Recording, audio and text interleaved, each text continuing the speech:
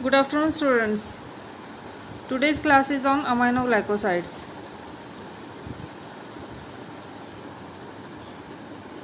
Now, coming to the introduction of the aminoglycosides, these are the aminoglycosidic aminocyclitols. They are bactericidal agents. They inhibit the protein synthesis in the bacteria. They are polycations. They contain amino sugars linked to the aminocyclitol ring by glycosidic bonds. They are highly polar compounds, hence not given by the oral route. They are given by the parenteral route. They are mainly distributed into the extracellular fluid and poorly penetrate the cerebrospinal fluid. They are not metabolized in the body. They are excreted unchanged in the urine. They are excreted unchanged in the urine. Now coming to the introduction, they are the bactericidal agents. They mainly act on the gram-negative aerobic bacilli. Transport of aminoglycosides in the bacteria require oxygen. Hence anaerobes are resistant to the aminoglycosides. They are more active at the alkaline pH. They are highly ototoxic and nephrotoxic drugs. And partial cross-resistance is seen among the aminoglycosides.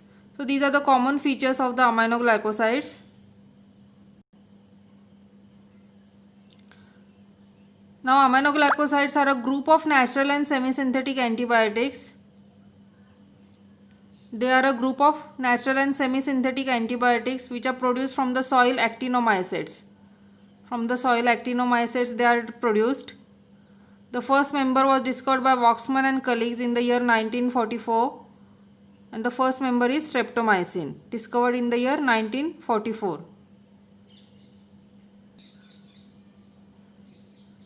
Coming to the classification of the aminoglycosides, they are divided into systemic and topical. Systemic aminoglycosides are the streptomycin, kanamycin, tobramycin, amikacin, gentamicin, paromomycin and netilmycin. Topical aminoglycosides are the neomycin and the framycetin. So this is the chemical structure of the various aminoglycosides. As you can see that they are amino sugars which are linked to each other by the glycosidic linkage.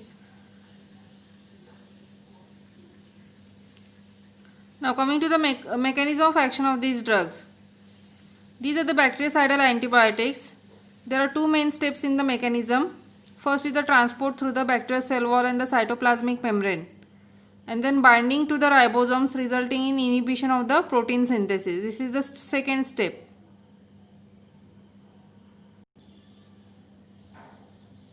Now coming to the transport of the aminoglycosides. Now transport is a multi-step process. It consists of passive diffusion of the drug in the periplasmic space of the gram-negative bacteria through the porine channels which are located on the outer coat of the bacteria. So there are porine channels on the outer coat from where there is a passive diffusion of the drug inside the periplasmic space. Once they enter the periplasmic space, from the periplasmic space they cross the cell membrane and enter the cytoplasm. And this process is carrier mediated process and it is an oxygen dependent active process. It is a oxygen dependent active process. Oxygen is required for the transport of the drug inside the cell, bacterial cell. Now these processes are inactivated in anaerobic conditions. Therefore, anaerobic bacteria are not sensitive to the action of the aminoglycosides. Penetration of the drug is favored at alkaline pH. At the acidic pH and at less oxygen supply, like in big abscesses, the action is less. Action of the aminoglycoside is not seen where there is a less supply of oxygen and when the pH is acidic, like in big abscesses.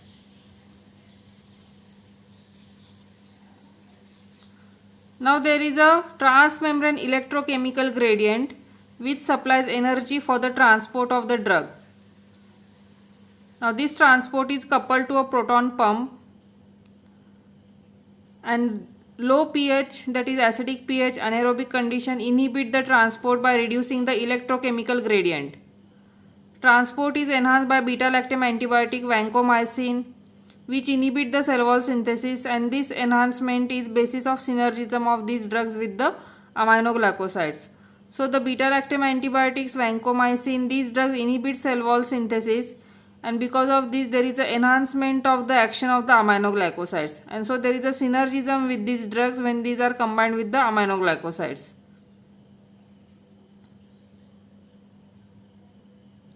Now coming to the next step of the mechanism of action, that is inhibition of the protein synthesis. Now protein synthesis inside the gram-negative bacteria is inhibited in three ways. First, there is the interference or inhibition of the initiation complex of peptide chain formation. So there is an interference with the initiation complex in protein synthesis.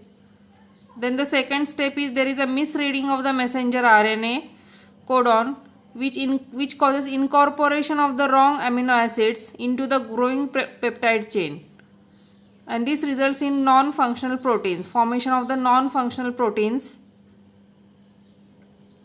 And the third step is the breakup of polysomes into non-functional monosomes. So these are the major steps in which the protein synthesis is inhibited, and ultimately there is a formation of wrong proteins or non-functional proteins which lead to the cell death in the gram-negative bacteria.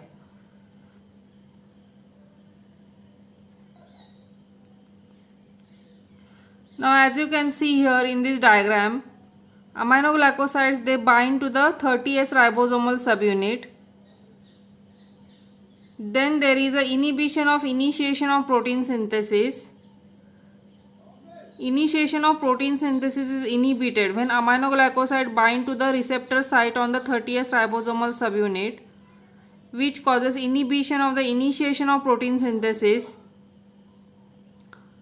Then second step is there is a misreading of the messenger RNA codon, and because of misreading of the messenger RNA codon, there is a insertion of wrong amino acids in the growing peptide chain. Insertion of wrong amino acids in the growing peptide chain, and formation of defective proteins in the bacterial cell. Also there is a premature termination of protein synthesis takes place, and so there is a ultimately premature termination of protein synthesis or formation of a defective protein in the bacterial cell. So this is the ultimate action in the gram-negative bacteria. So because of the incorporation of defective proteins into the cell membrane, when the defective proteins are formed, they are incorporated into the cell membrane, and this causes increase in the permeability of the cell membrane. So these defective proteins, when they are incorporated into the cell membrane becomes weak, more permeable, and increased permeability of the cell membrane takes place. So because of the increased permeability, there is leaking of the important proteins, ions and amino acids out of the cell, resulting in bacterial cell death. So the vital substances from the bacterial cells like proteins, ions, amino acids, they leak out, and that results in cell death. And this action is irreversible. The action is irreversible, and ultimately cell death takes place.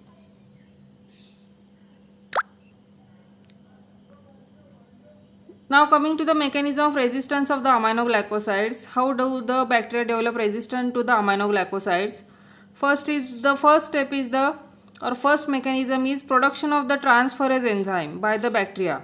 The bacteria lead to the production of transferase enzyme, which inactivates the aminoglycoside by adenylation or acetylation or phosphorylation. So these are the three major mechanisms by which the enzyme causes inactivation of the drug. This enzyme is liberated by the bacteria. So this is the principal type of resistance. Second mechanism is impaired entry of aminoglycoside inside the cell, and this is due to mutation in the porine channel or porins, or due to mutation in the active transport. So the active transport is interfered with, or there is a mutation in the porine channel through which the drug gets entry inside the periplasmic space. Then the third mechanism is the receptor protein which binds the drug. This receptor protein, which is located on the 30th ribosomal subunit, is altered as a result of mutation that normally bind the aminoglycosides. So because of this, there is a decreased affinity to the aminoglycoside, and the aminoglycoside cannot bind to the 30th ribosomal subunit, and so there is no action is seen on the bacterial cell. So there is no inhibition of protein synthesis, and in this way the bacteria develop resistance to the aminoglycoside, because unless the drug binds to the receptor on the 30th ribosomal subunit, there will be no inhibition of the protein synthesis. So in this way the bacteria develop resistance to the aminoglycosides.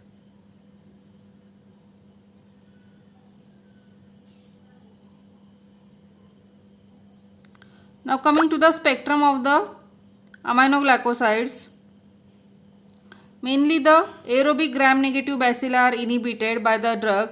These are the E. coli, Klebsiella pneumoniae, Enterobacter, Pseudomonas, Proteus, Serratia, H. influenzae. Then some gram-positive organisms like the Enterococci, Streptococci viridans, Staphylococci. Then Brucella, Campylobacter, Citrobacter, Yersinia. Then Mycobacterium tuberculosis. So in this way, these are the various organisms covered in the spectrum of the aminoglycosides, and the antibacterial spectrum, it varies with each aminoglycosides.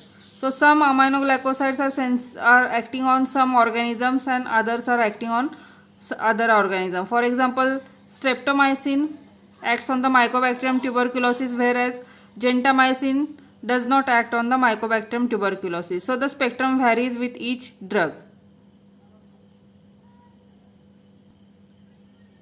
Now coming to the therapeutic uses of the aminoglycosides. These are the serious aerobic gram-negative bacillary infection. First important use is the serious aerobic gram-negative bacillary infections like the urinary tract infections, pneumonias, lung abscess, otitis media, meningitis, osteomyelitis, septicemias, peritonitis, infected burn wounds caused due to Pseudomonas, E. coli, Proteus, Klebsiella. So here gentamicin, tobramycin or amikacin can be used, which are very much active against the Pseudomonas aeruginosa. Aminoglycoside can be combined with the third generation cephalosporins. So here you can combine with the third generation cephalosporins. Then second use is the serious nosocomial infections due to the gram-negative bacilli. Here you can give the amikacin, netilmycin is used in serious nosocomial infections. Then third important use is in critically ill patients like the immunocompromised patients which are on anti-cancer drugs, who are receiving high dose corticosteroids, patients of AIDS and neutropenic patients, or the patients in resuscitation wards, those on the ventilators, post-operative patients. So here in these critically ill patients you can give gentamicin or tobramycin or amikacin. These can be given, either of them, any one can be given with the penicillin or the third generation cephalosporin. So in this way the combination treatment therapy is used for the critically ill patients. Then coming to the fourth therapeutic use, bacterial endocarditis caused by the Streptococcus viridans and the Enterococcus. So here gentamicin can be used with vancomycin or the penicillin for the bacterial endocarditis caused by the Enterococcus or the Streptococcus viridans. Now the combination of gentamicin with vancomycin or penicillin is a synergistic combination. It decreases the emergence of resistance and it broadens the spectrum. So the spectrum is broadened. Now for Streptococcus viridans, you can give penicillin G plus gentamicin. Then for Enterococcus, if the organism is penicillin sensitive, you can use ampicillin and gentamicin. And if the patient is allergic to the penicillin, here instead of ampicillin you can use vancomycin and gentamicin for Enterococcus infection. And if the patient is not allergic to the penicillin, you can use ampicillin and gentamicin. Then coming to the next use of the aminoglycoside. Now here we are seeing about the bacterial endocarditis. Here you can use for prophylaxis also. So for prophylaxis of endocarditis in high risk patient undergoing surgical procedure. So if the patient is undergoing surgical procedure, so before starting of the surgical procedure in high risk patient, to prevent the endocarditis, you can give gentamicin plus ampicillin. So to prevent the endocarditis in high risk patient before he or she undergoes surgical procedure, so here you can give the gentamicin plus ampicillin. So you can see that for bacterial endocarditis, if the organism is Streptococcus viridans, you can give penicillin plus gentamicin, and if the patient is having allergy to penicillin, instead of penicillin you can use the vancomycin. And if the patient is not allergic to penicillin, you can give ampicillin and gentamicin. Then coming to the fifth use, that is tuberculosis. In tuberculosis, streptomycin has been used. Streptomycin or kanamycin or amikacin can be given in tuberculosis. Then next use is in plague. Streptomycin or gentamicin can be used. Then in brucellosis, streptomycin or gentamicin can be used in combination with doxycycline. Then in tularemia also streptomycin or gentamicin can be given. Then other infections caused by the gram-negative organisms like the skin infection, dermatological infections, infection of the eyes, ears like conjunctivitis, otitis media. So here you can give the topical treatment with gentamicin or tobramycin or neomycin or pramycin can be used topically in the form of ointment or drops. Generally in otitis media, the drops of the aminoglycosides are contraindicated because of the toxicity, which we will see later on. Now coming to the adverse reactions of the aminoglycosides. First important adverse reaction is the ototoxicity. Ototoxicity is toxicity of the 8th nerve. So this is the most important adverse reaction. Now these drugs get concentrated in the perilymph and endolymph of the inner ear, damaging the vestibular and cochlear hair cells. So if you see the effect of the drugs on the vestibular function, you can see the streptomycin and gentamicin, they affect the vestibular function, while the amikacin and the kanamycin they cause the cochlear damage. Now the vestibular damage, the symptoms of vestibular damage are the intense headache, which is the earliest symptom, then the dizziness, nausea, vomiting, vertigo, ataxia you can see in vestibular damage. So headache is intense, then you can see the dizziness, nausea, vomiting, vertigo, ataxia. Then in cochlear damage, due to cochlear, if there is a cochlear damage, there can be tinnitus, which is reversible on stopping the drug, and deafness. Deafness is permanent, but tinnitus is reversible.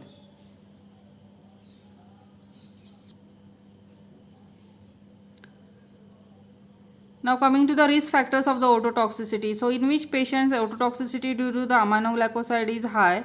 This can be high in the elderly patient, then due to repeated intake of the drug or high doses of the drug, due to high plasma concentration of the drug, then patients having pre-existing auditory impairment, and the concurrent use of other ototoxic drugs like the vancomycin and the loop diuretics. So if these drugs are given together with the aminoglycoside, there can be increased ototoxicity.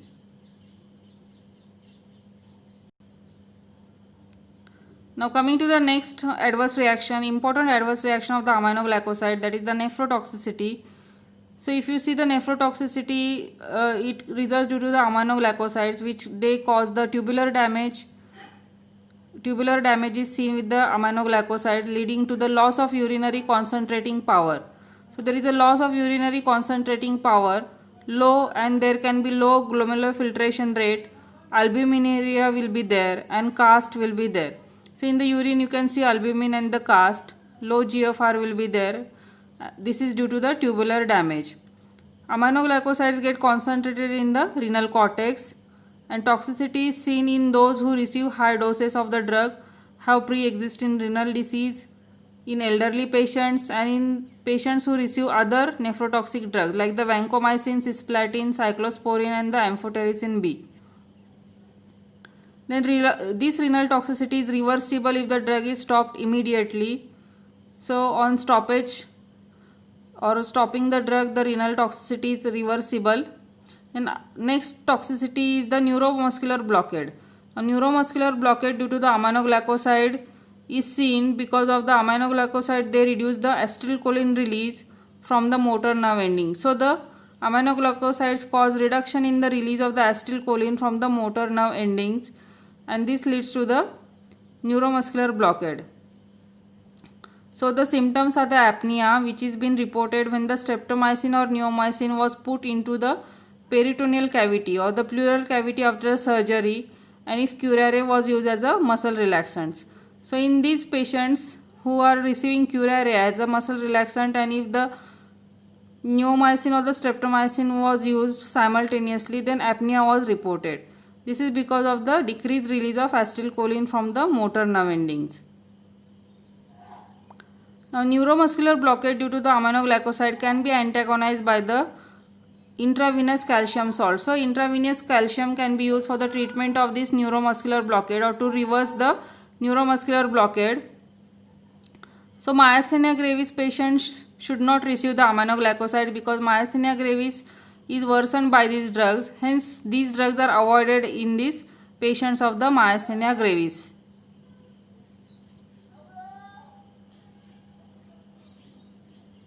Now coming to the precautions and interactions of the aminoglycosides. First precaution is pregnancy. In pregnancy, the aminoglycoside should be avoided due to risk of the fetal ototoxicity. So pregnancy is a contraindication.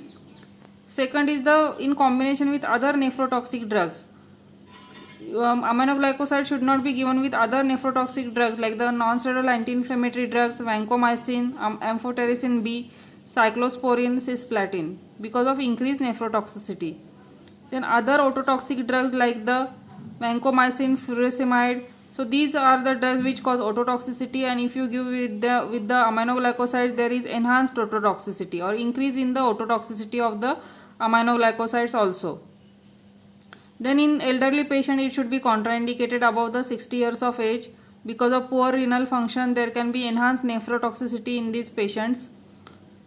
Then aminoglycosides should not be mixed with other drugs in the same syringe or in the same infusion bottle, otherwise the drug gets inactivated. So these are some of the precautions which should be followed while using aminoglycosides, that they should not be given in the elderly, they should not be given in the pregnancy, they should not be mixed with the other drugs in the same syringe or the same infusion bottle, and the drug interactions, that is they should not be combined with other nephrotoxic drugs and other ototoxic drugs. So these are the important interactions with the aminoglycosides. So in today's class we have seen what are the various aminoglycosides, what are their common features of the aminoglycosides, what is the chemistry of the aminoglycosides, what are the classification, the mechanism of action, mechanism of resistance, the spectrum, therapeutic uses, adverse drug reactions, precautions and contraindications. So thank you for listening and viewing. So with this I finish today's topic on the aminoglycosides. Thank you.